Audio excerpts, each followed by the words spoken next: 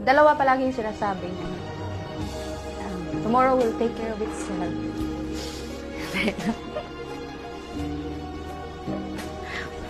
Visit. At yung there always time for everything. Na yung buhay talaga, may panahon. Minsan nasa taas ka, minsan nasa baba. Kaya dapat maging humble ka lang talaga palagi.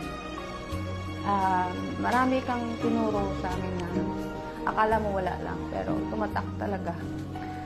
Na alam mo yung, palagi ko sinasabi, ikaw magiging, isa sa magiging highlight ng buhay ko.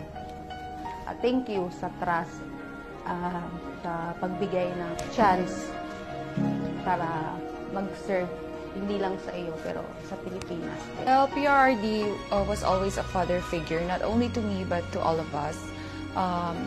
My special story about this is that when I had a miscarriage, he was very considerate and he was very concerned, and he let me to take time to rest and recover from the incident. He also tried to comfort me with his words and positive perspective. So I really appreciate it.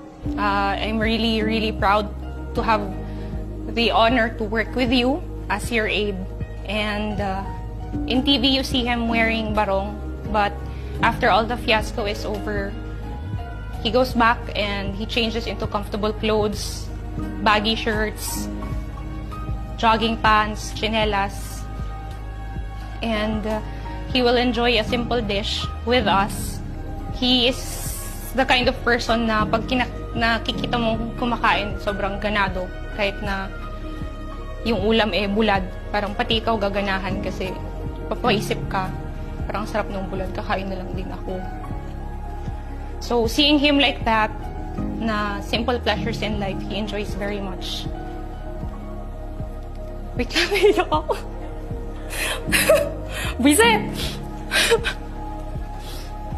I will always remember all the lessons you've taught me throughout my career and for the rest of my life.